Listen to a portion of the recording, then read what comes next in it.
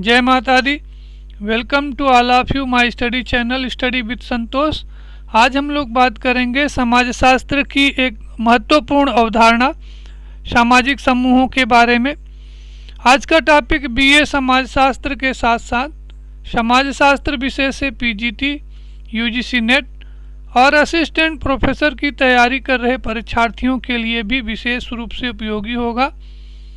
आज के इस टॉपिक पर चर्चा करने से पहले हम चाहेंगे कि आप अपने साथ एक कॉपी और पेन भी रख लें, जिससे जो भी ज़रूरी जानकारी आपको मिले उसे साथ साथ नोट करते चलें।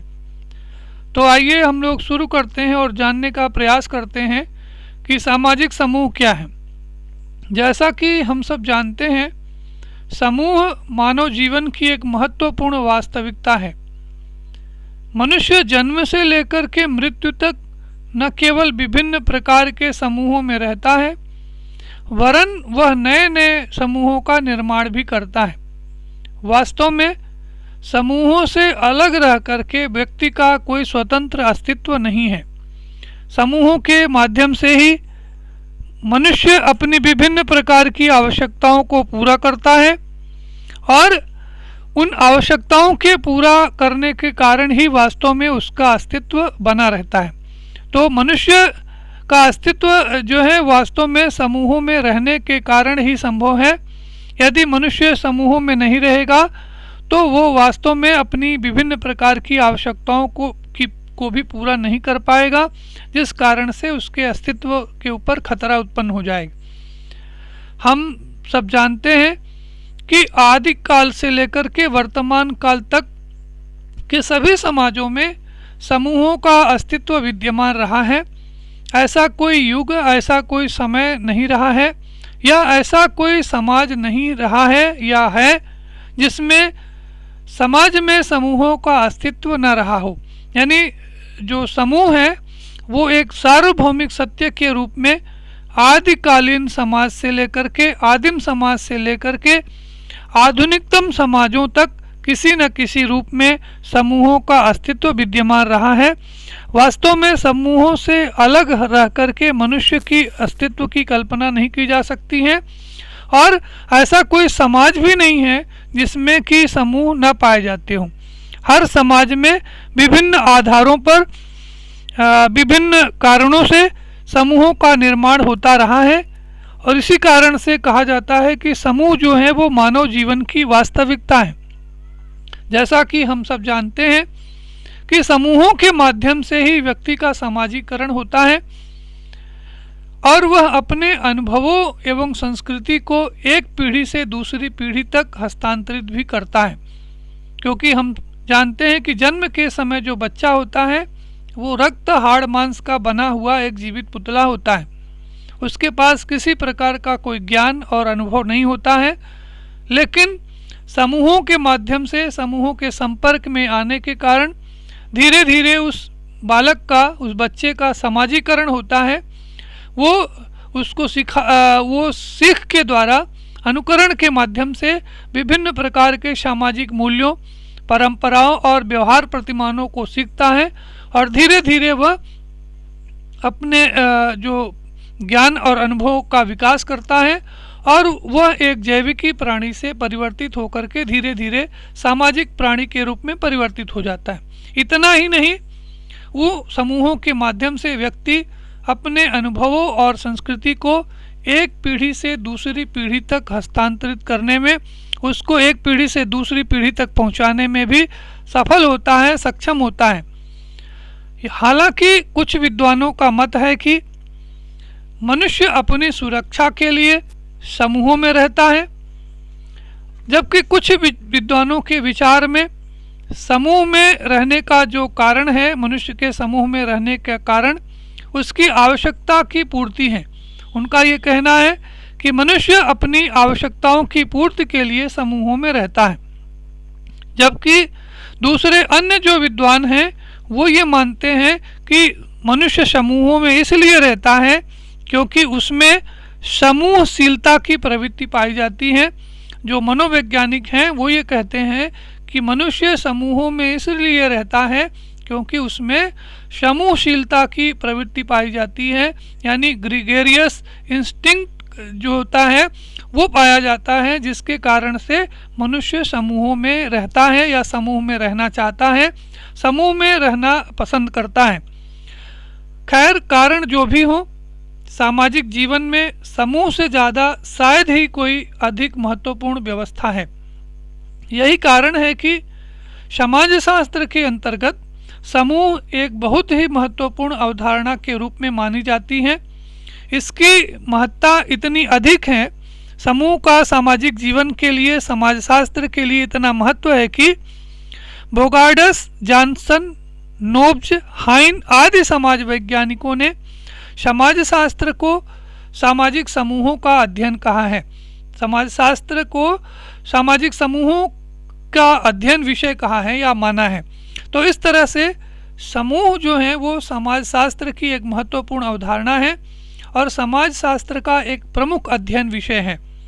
यूनानी दार्शनिक अरस्तु ने तो मनुष्य को एक सामाजिक प्राणी कहा है। आप उनका एक प्रसिद्ध स्टेटमेंट, एक प्रसिद्ध कथन सुने होंगे। उन्होंने कहा था कि मनुष्य एक सामाजिक प्राणी है और यदि कोई मनुष्य ऐसा है जो समाज में नहीं रहता है या जिसको समाज में रहने की आवश्यकता नहीं है, तो वह या तो जंगली जानवर होगा अथवा फिर वह भगवान होगा, गॉड होगा। तो इस तरह से अरस्तु के विचार में, अरस्तु के तर्क से ये स्पष्ट हो जाता है कि समूह जो है वो मानव जीवन की एक वास्तविकता है। समूहों के द्वारा ही मनुष्य की विभिन्न प्रकार की आवश्यकताओं की पूर्ति होती है और समूहों के माध्यम से ही उसका सामाजिकरण होता है।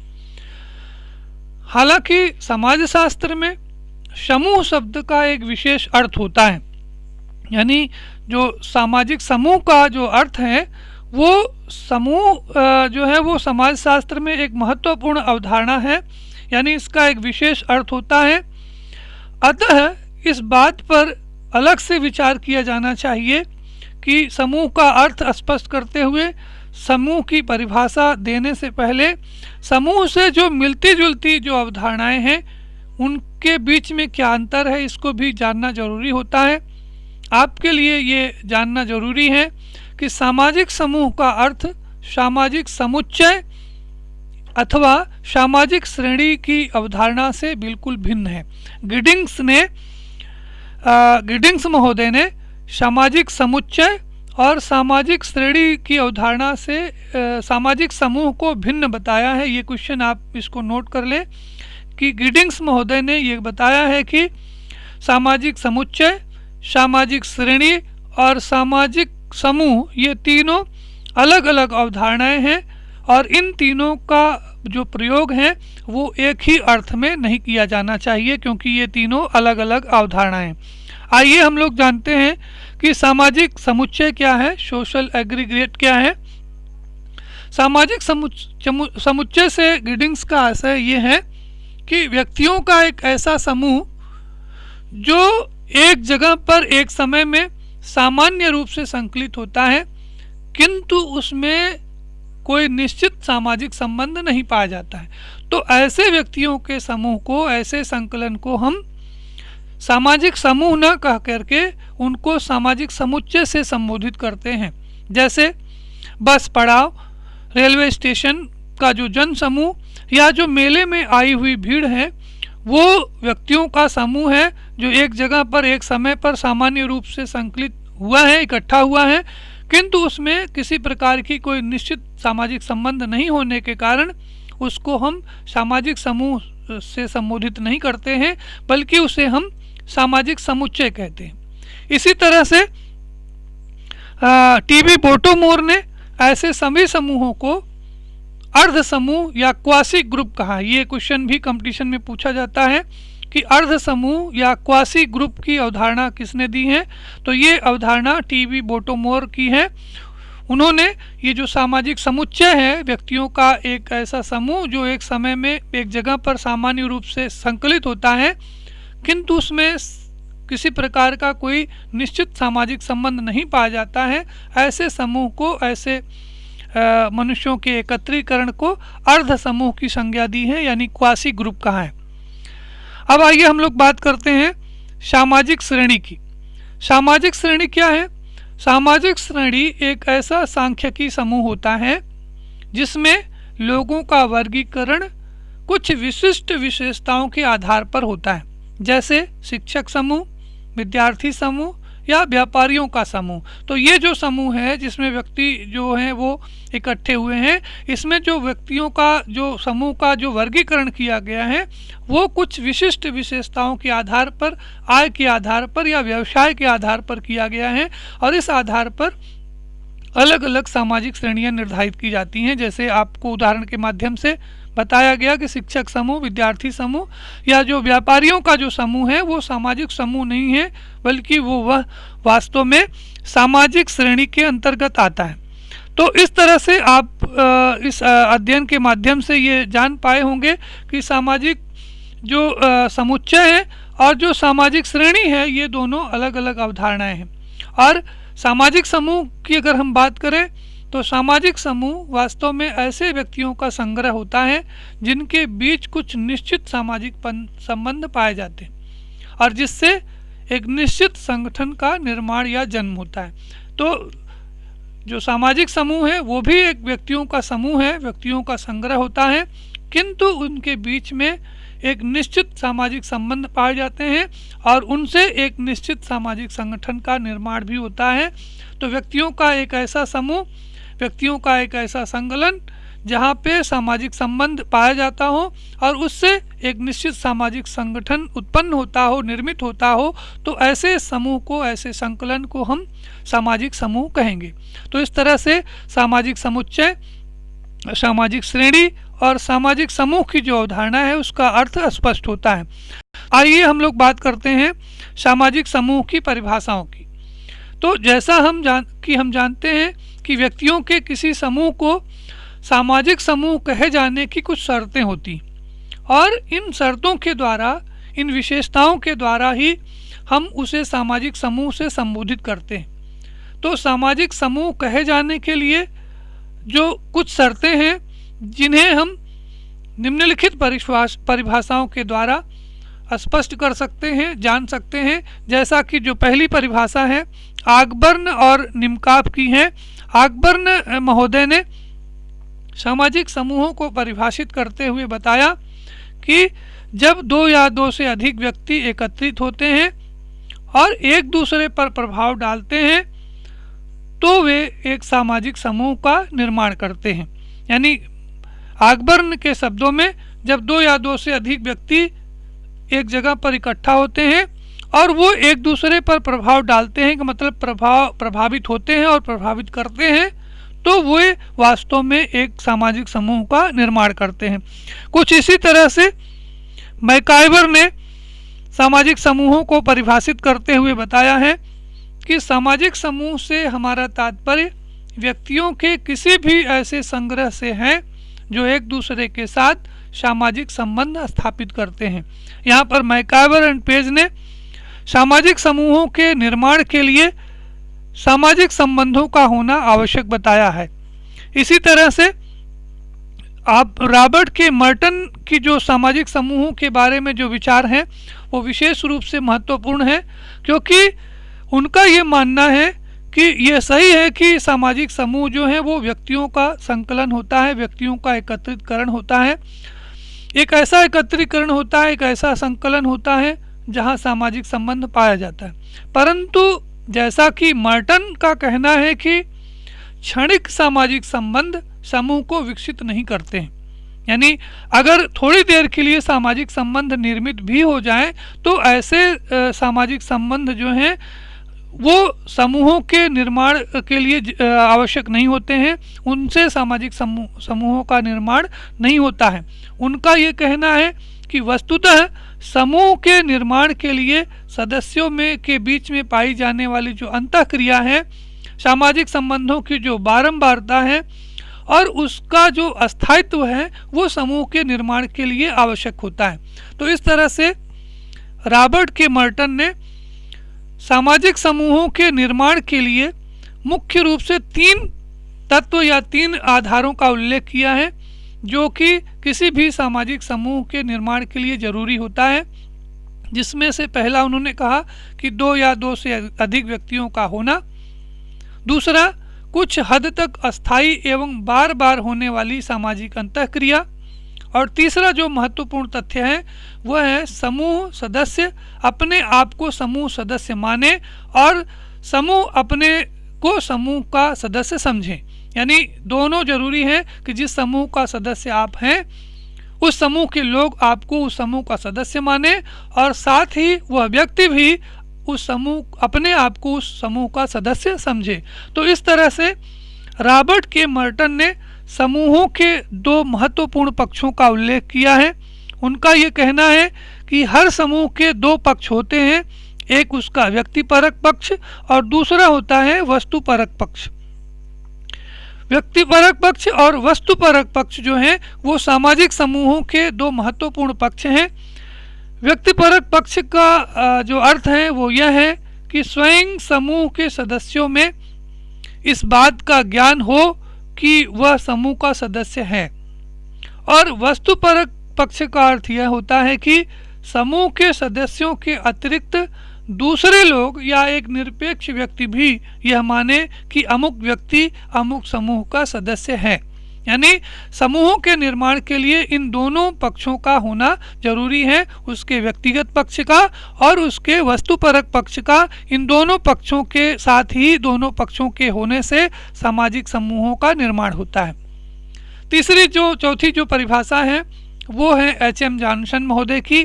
जॉनसन ने सामाजिक समूहों को परिभाषित करते हुए लिखा है कि सामाजिक समूहों के निर्माण के लिए सामाजिक संबंधों का होना ही काफी नहीं है, बल्कि इसके लिए व्यक्तियों में आपसी सहयोग का होना भी आवश्यक है। यानी जॉनसन के अनुसार सामाजिक समूहों के निर्माण के लिए व्यक्तियों के बीच में आपसी सहयोग का होना विशेष रूप से महत्वपूर्ण है। इसी तरह से गिडिंग्स ने सामाजिक समूह के अर्थ को स्पष्ट करते हुए बताया है कि एक सामाजिक समूह केवल व्यक्तियों का योग है जो नियमित रूप में एक दूसरे के साथ अंतःक्रिया करता है। यानी एंथोनी गिडिंग्स के शब्दों में सामाजिक समूहों के लिए व्यक्तियों के बीच में सामाजिक अंतःक्रिया का होना विशेष रूप से जरूरी है, सामाजिक अंतःक्रिया का होना आवश्यक है। सामाजिक अंतःक्रिया के अभाव में हम व्यक्तियों के संग्रह को, व्यक्तियों के एकत्रीकरण को हम सामाजिक समूह से संबोधित नहीं कर सकते। अब हम लोग बात करते हैं सामाजिक समूहों की विशेषताओं के बारे में। आपके अध्ययन की सुविधा के लिए सामाजिक समूहों की कुल 8 प्रकार की विशेषताएं बताई गई हैं और इन 8 विशेषताओं के आधार पर 8 जो है वो महत्वपूर्ण आधार हैं जो किसी भी व्यक्तियों के किसी भी संकलन को, व्यक्तियों के किसी भी एकत्रीकरण को सामाजिक समूह कहे जाने के लिए आवश्यक होते हैं। पहली जो विशेषता है समूह की, सामाजिक समूह की, वो है एक से अधिक व्यक्तियों का संकलन या एक से अधिक व्यक्तियों का होना। समूह में हमेशा एक से अधिक व्यक्ति होते हैं। कम से कम 2 व्यक्ति तो आवश्यक रूप से होते हैं, जैसे पति पत्नी मिलकर परिवार जैसे समूह का निर्माण करते हैं। 2 व्यक्तियों के आपसी संबंध को जर्मन समाजशास्त्री जॉर्ज सीमेल ने युग्म कहा है। ये क्वेश्चन कंपटीशन के लिए विशेष रूप से उपयोगी है, महत्वपूर्ण है कि 2 व्यक्तियों के आपसी संबंध को जर्मन समाजशास्त्री जॉर्ज सीमेल ने युग्म कहा है। और इसी तरह से 3 व्यक्तियों के समूह को उन्होंने त्रिमूर्ति कहा है। तो ये युग्म और त्रिमूर्ति की जो कॉन्सेप्ट है वो जॉर्ज सीमेल से रिलेटेड है। तो जहाँ तक हम लोग बात करते हैं समूह की, तो समूह में एक से अधिक व्यक्तियों का होना आवश्यक है। हालांकि समूह में सदस्यों की जो अधिकतम संख्या है उसके बारे में निश्चित पूर्वक नहीं कहा जा सकता है, क्योंकि समूह में जो है वो लाखों व्यक्ति भी हो सकते हैं, लेकिन समूह के अंतर्गत प्रत्येक व्यक्ति एक दूसरे से जुड़े हुए होते हैं, ये महत्वपूर्ण होता है। दूसरी विशेषता है समूहों की सामान्य लक्ष्य, कॉमन गोल होता है। समूह के सभी सदस्यों का एक निश्चित लक्ष्य होता है जिसके चलते वास्तव में सभी लोग एक साथ रहते हैं और अपने सामान्य उद्देश्य के अभाव में वे कभी भी एक साथ नहीं रह सकते। इसलिए समूह में हर व्यक्ति का अपना कुछ न कुछ स्वार्थ होता है, पर कुछ स्वार्थ ऐसा होता है जो समूह के सभी व्यक्तियों का समान रूप से होता है, जिसके कारण से ही सामाजिक समूहों का निर्माण संभव होता है। सामान्य लक्ष्य के अभाव में व्यक्तियों के एकत्रीकरण में सामूहिकता या सामाजिक समूह जैसी भावना का निर्माण नहीं हो सकता है। सामाजिक समूहों की तीसरी जो महत्वपूर्ण विशेषता है वो है सामाजिक अंतःक्रिया का होना। समूह के अंतर्गत हम विचारों, क्रियाओं आदि का आदान प्रदान करते हैं और समूह के सभी सदस्यों के बीच एक प्रकार की पारस्परिकता पाई जाती है। वास्तव में जब तक समूह के सभी सदस्यों के बीच में सामाजिक अंतःक्रिया नहीं होती है, तब तक उस जन समूह को हम सामाजिक समूह नहीं कह सकते। यही कारण है कि किसी मेले या भीड़ को हम सामाजिक समूह नहीं कहते हैं। तो इस तरह से सामाजिक समूहों के निर्माण के लिए व्यक्तियों के बीच में विचारों और क्रियाओं का पारस्परिक आदान प्रदान यानी अंतःक्रिया का होना विशेष रूप से महत्वपूर्ण है, विशेष रूप से आवश्यक है। सामाजिक समूहों की चौथी विशेषता है सापेक्षिक अस्थायित्व। प्रत्येक समूह सापेक्षिक रूप से विभिन्न प्रकार के व्यक्तियों के संकलन की तुलना में ज़्यादा अस्थायी होता है। यानी जो सामाजिक समूह होता है व्यक्तियों के दूसरे एकत्रीकरण की तुलना में अमूमन ज़्यादा अस्थायी होता है। जैसे किसी भीड़ या मेले की तुलना में परिवार, कक्षा, गांव जैसे जो सामाजिक समूह हैं वो अधिक अस्थायी होते हैं। ऐसा होना स्वाभाविक भी है क्योंकि समूह के सभी सदस्यों के बीच में एक ठोस सामाजिक संबंध पाया जाता है। समूह की पांचवी विशेषता है सामाजिक पहचान। समूह के सभी सदस्य अपने आप को समूह से एक अलग किस्म की पहचान रखते हैं। यानी जो लोग समूह के सदस्य नहीं हैं वे लोग भी इस बात को भली प्रकार से जानते हैं कि अमुक व्यक्ति किस प्रकार के समूह का सदस्य है। हालांकि यह जरूरी नहीं है कि किसी समूह के सभी सदस्य एक दूसरे को भली प्रकार से जाने पहचाने ही। बड़े बड़े सामाजिक समूहों में तो व्यक्ति जो है वो सभी सदस्यों को एक दूसरे से ठीक प्रकार से नहीं जानता है, पहचानता है, लेकिन फिर भी दूसरे जो लोग हैं, समूह के जो बाहर के लोग हैं, वो उस व्यक्ति को उस समूह का सदस्य मानते हैं या उस समूह के सदस्य के रूप में उसको जानते हैं और स्वीकार करते हैं। समूह की छठवीं विशेषता है व्यवहार का एक निश्चित नियम। वास्तव में प्रत्येक समूह के अंतर्गत सदस्यों के व्यवहार के निर्धारण के लिए एक निश्चित नियम या कानून होता है। सभी समूह अपने अस्थायित्व के लिए यह अपेक्षा करते हैं कि उसके सभी सदस्य उस समूह के जो नियम कानून हैं उनका अनुपालन करें, उनका पालन करें। यानी ये जो नियम कानून है, व्यवहार के जो नियम हैं जो निश्चित होते हैं और उन्हीं निश्चित नियमों के आधार पर समूह में अस्थायित्व पाया जाता है। हालांकि ये जो समूह के जो सारे नियम हैं वो जरूरी नहीं है कि लिखित हों, वो अलिखित भी हो सकते हैं, औपचारिक भी हो सकते हैं, लेकिन हर समूह में व्यवहार का एक निश्चित नियम अवश्य पाया जाता है। समूह की सातवीं विशेषता है ऐच्छिक सदस्यता। किसी भी सामाजिक समूह का सदस्य होना व्यक्तियों की इच्छा पर निर्भर करता है। हम समूहों की सदस्यता के संबंध में ये इस बात को ध्यान में रखते हैं कि हर व्यक्ति अपने स्वार्थों को, अपने हितों को पूरा करने के उद्देश्य से विभिन्न प्रकार के समूहों का सदस्य बनता है। यानी जो व्यक्ति है वो व्यक्ति की इच्छा पर डिपेंड करता है, व्यक्ति की इच्छा पर निर्भर करता है कि वो किस समूह का सदस्य बने।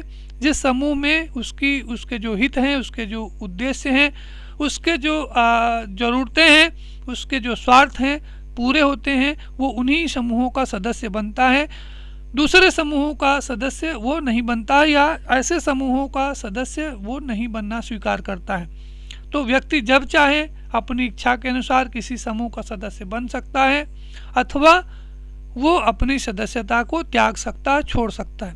हालांकि कुछ ऐसे प्राथमिक समूह भी होते हैं जैसे परिवार, सगे संबंधी या जो आपके जो नातेदारी व्यवस्था है से निर्मित जो समूह है, उनकी सदस्यता को हम न तो आसानी से प्राप्त कर सकते हैं और न ही उसे हम आसानी से छोड़ सकते हैं। तो इस तरह से समूह की जो सदस्यता होती है वो ऐच्छिक होती है, लेकिन कुछ समूह ऐसे भी होते हैं जिनकी सदस्यता अनिवार्य होती है। आप अपनी इच्छा से उनकी सदस्यता को प्राप्त अथवा छोड़ नहीं सकते हैं। सामाजिक समूहों की जो आखिरी विशेषता बताई गई है वो है एक सामाजिक संरचना का होना। हर एक समूह की अपनी एक अलग पहचान होती है और प्रत्येक समूह के अंतर्गत उसके सदस्यों के लिए विभिन्न प्रकार के नियम कानून होते हैं। यानी प्रत्येक सदस्य का समूह की संरचना में कहीं न कहीं कोई न कोई एक स्थान होता है, अर्थात समूह के अंतर्गत एक प्रकार का सामाजिक स्तरीकरण पाया जाता है और इस सामाजिक स्तरीकरण के अंतर्गत समूह का निर्माण करने वाले जो व्यक्ति हैं उन व्यक्तियों को अलग अलग स्थान और उनके लिए अलग अलग कार्य और भूमिकाएं निर्धारित की जाती हैं। यानी समूह में किसी समूह में के जो सभी सदस्य हैं उनका समान स्तर नहीं होता है, उनमें ऊंच नीच का एक स्तर होता है, उनमें एक सामाजिक स्तरीकरण पाया जाता है और उस स्तरीकरण के कारण ही उनकी एक सामाजिक संरचना का निर्मित होती है। अब हम लोग बात करते हैं समूह निर्माण के आधार की। कभी कभी यह प्रश्न उठता है कि आखिर लोग समूह में क्यों रहते हैं या समूह में रहने का मुख्य आधार क्या है। समाज में समूहों के निर्माण के कई आधार हैं या कई कारण हैं जिन्हें फिचर महोदय ने 4 खंडों में 4 भागों में विभाजित करके रखा है। जैसे पहला है सामान्य कुल, दूसरा है सामान्य क्षेत्र, तीसरा है सामान्य शारीरिक विशेषता और चौथा है सामान्य हित या स्वार्थ।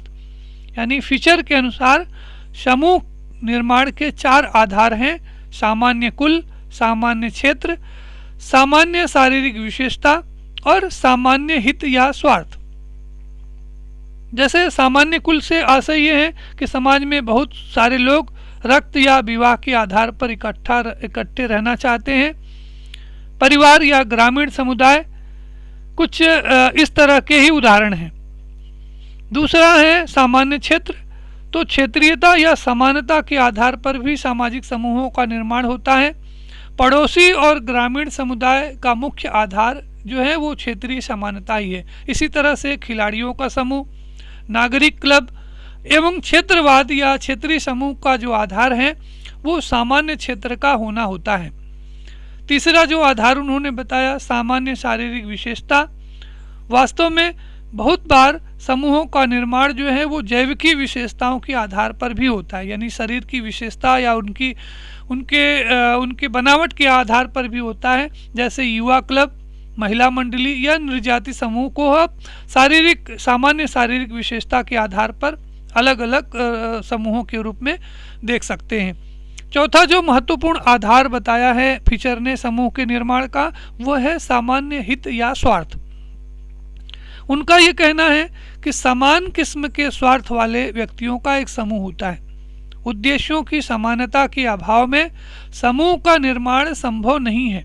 यही कारण है कि विभिन्न किस्म के खिलाड़ियों का अलग अलग समूह होता है, संगीतकारों का अपना एक अलग समूह होता है, इसी तरह से व्यापारियों का एक अपना समूह होता है, ऑफिस या दफ्तर के कर्मचारियों का, यहाँ तक कि चोरों और पॉकेटमारों का भी अपना अलग अलग समूह होता है। हर एक व्यक्ति अपने स्वार्थ की पूर्ति के लिए, स्वार्थ की हिफाजत के लिए अलग अलग प्रकार के समूहों का सदस्य बनता है या समूहों का निर्माण करता है। तो इस तरह से इन 4 परिस्थितियों में जब कोई एक स्थिति प्रबल हो जाती है तो सामाजिक समूहों का निर्माण होता है। तो फीचर महोदय का कहने का आशय ये है कि समूहों का निर्माण कभी भी अकारण नहीं होता है। कभी समूहों का निर्माण योजनाबद्ध तरीके से होता है, जानबूझ करके होता है, तो कभी यह स्वाभाविक रूप से होता है, यानी इसकी उत्पत्ति स्वाभाविक रूप से हो जाती है। यानी समाज एक ऐसी व्यवस्था है जिसमें व्यक्ति कभी भी अकेले नहीं रह सकता है।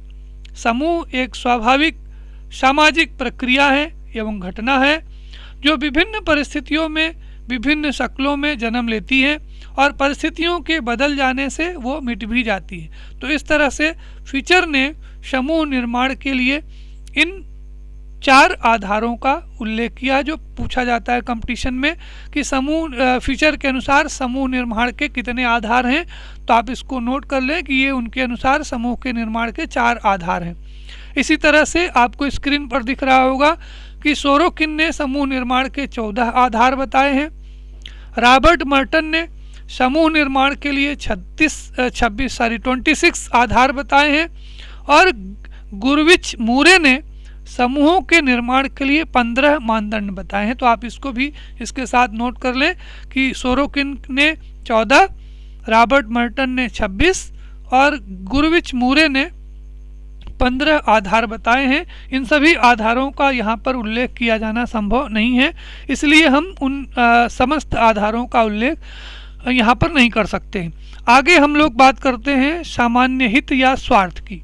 तो यहाँ पर एक जो क्वेश्चन है वो भी महत्वपूर्ण हो जाता है कि एडवर्ड सापिर एक समाज वैज्ञानिक हैं, उन्होंने मानव हित या स्वार्थ को 2 भागों में विभाजित किया है, एक सा स्वार्थ और एक स्वार्थ। ये 2 स्वार्थ के प्रकार हैं, मानव हित के प्रकार हैं। उनका ये कहना है कि कोई भी समूह इस तथ्य से निर्मित होता है क्योंकि उसमें एक ऐसा स्वार्थ या हित पाया जाता है जो विभिन्न व्यक्तियों को एक साथ किए रखता है। और उन्होंने स्वार्थों को 2 भागों में विभाजित किया है, जैसा कि मैंने आपको पहले बताया कि एक सा स्वार्थ और दूसरा है एक स्वार्थ, यानी लाइक इंटरेस्ट और कॉमन इंटरेस्ट। उनका ये कहना है कि जब समाज में व्यक्तियों के एक स्वार्थ में बदल जाता है तभी सामाजिक समूहों का उत्पन्न होता है, सामाजिक समूहों का निर्माण होता है। उदाहरण के लिए उन्होंने बताया कि जैसे भूख, यौन संतुष्टि और वात्सल्य जो है वो एक सामान्य स्वार्थ है और इस आवश्यकता की पूर्ति सभी चाहते हैं, सभी इसको पूरा करना चाहते हैं, प्राप्त करना चाहते हैं, लेकिन सबके अपने अलग अलग ढंग होते हैं और इनमें समूह का निर्माण नहीं होता, बल्कि जब सब मिलकर के एक साथ एक दूसरे के संदर्भ में इन आवश्यकताओं की पूर्ति करने का प्रयास करते हैं तो समूह का निर्माण होता है। इसी तरह से आप देख रहे हैं कि जो शांति, सुरक्षा और सबका विकास ये सब चाहते हैं, लेकिन ये सब चाहते हैं का मतलब ये सबका एक सा स्वार्थ है, लेकिन जब ये सारे लोग मिलकर के अपना एक स्वार्थ बना लेते हैं तो वो जो है वो संयुक्त राष्ट्र जो UNO है, संस्था है, जो एक अंतर्राष्ट्रीय संस्था है, इसका निर्माण होता है जो सभी देशों और सभी राष्ट्रों के शांति और सुरक्षा और विकास की जो है वो बात सुनिश्चित करता है। तो इस तरह से एडवर्ड सापिर ने मानव हित को, मानव स्वार्थ को 2 भागों में विभाजित किया है, एक सा स्वार्थ और एक स्वार्थ। और उनका ये कहना है कि जब समाज में व्यक्तियों के एक से स्वार्थ जो हैं वो एक स्वार्थ में परिवर्तित हो जाते हैं, बदल जाते हैं, तभी सामाजिक समूहों का निर्माण होता है। तो ये भी क्वेश्चन आप कंपटीशन में पूछा जाता है, तो इस दृष्टि से आप इसको नोट कर लें। आगे हम लोग बात करते हैं सामाजिक समूहीकरण की। हालांकि जो आज का वीडियो है वो काफ़ी लंबा हो रहा है, लेकिन फिर भी ये सारी बातें आपको बतानी ज़रूरी हैं, इसलिए इन सारी बातों का एक साथ यहाँ पर उल्लेख किया जा रहा है। अंत में हम लोग यहाँ पर सामाजिक समूहों का जो वर्गीकरण करते हैं, इस वर्गीकरण में आप देख रहे हैं कि समूहों के निर्माण के जो आधार हैं और उसके स्वरूपों में इतनी अधिक विभिन्नताएं हैं कि हम समूहों का जो वर्गीकरण है वो एक से अधिक बार या एक से अधिक तरीके से कर सकते हैं।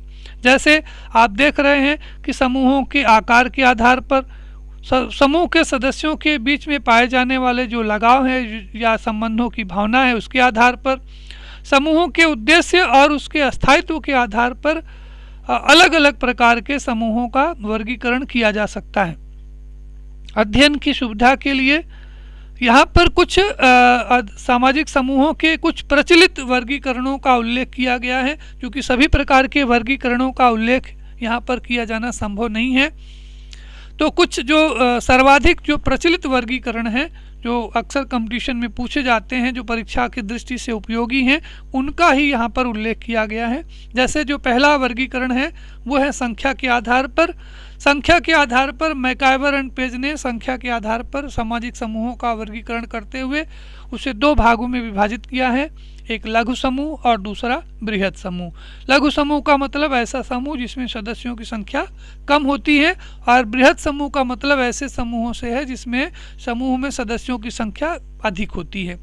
इसी तरह से लेस्टर वार्ड ने इच्छा के आधार पर समूहों को दो भागों में विभाजित किया है, एक है ऐच्छिक समूह और दूसरा है अनिवार्य समूह। ऐच्छिक समूह के अंतर्गत वे समूह आते हैं जिनकी सदस्यता हम अपनी इच्छा के आधार पर अपनी स्वतंत्र इच्छा से हासिल करते हैं, और अनिवार्य समूह का मतलब ये है कि कुछ ऐसे भी समूह होते हैं जिनमें शामिल होना या ना होना हमारी इच्छा पर निर्भर नहीं करता है। वो अनिवार्य रूप से हम उन ऐसे समूहों का सदस्य होते हैं, जैसे हमारा जो परिवार है, हमारा जो जाति समूह है, जो प्रजाति समूह है, आदि कुछ ऐसे समूह हैं जिनकी सदस्यता हमें जन्म से प्राप्त होती है। इनकी सदस्यता जो है वो हमारी इच्छा के ऊपर डिपेंड नहीं करता है। इसी तरह से ग्राहम शमनर ने हम की भावना के आधार पर समूहों को दो भागों में विभाजित किया है। उन्होंने दो तरह से वर्गीकरण किया है, एक अंतः समूह और दूसरा बाह्य समूह। इसको हम सामाजिक दूरी और घनिष्ठता के आधार पर भी वर्गीकरण कर सकते हैं। यानी अक्सर कभी कभी ये जो वर्गीकरण है वो घनिष्ठता और सामाजिक दूरी के आधार पर भी वर्गीकृत किया जाता है, जिसको कि समनर ने कहा कि अंतः समूह का मतलब ऐसा समूह जिनके कि हम सदस्य होते हैं, यानी जिनके लिए हमारा जो है हमारे अंदर अपनेपन का भाव होता है। तो ऐसे समूहों को जिनमें हमारा जो भावना होती है वो हम की भावना के आधार पर, अपनेपन की भावना के आधार पर बधा होता है, तो ऐसे समूहों को उन्होंने अंतः समूह कहा। और दूसरे समूह को जो बाह्य समूह है उसको अंग्रेजी में दे ग्रुप या अदर ग्रुप भी कहते हैं। ऐसे समूह का जो सदस्य जो है वो व्यक्ति नहीं होता है, बल्कि ऐसे समूहों को हम प्रायः अपना विरोधी समूह मानते हैं, यानी उसके प्रति हम संदेह की दृष्टि से देखते हैं। इसी तरह से आकांक्षा के आधार पर जो आर के मर्टन साहब हैं, उन्होंने समूहों को दो प्रकार के भागों में विभाजित किया है, एक सदस्यता समूह और एक दूसरा संदर्भ समूह।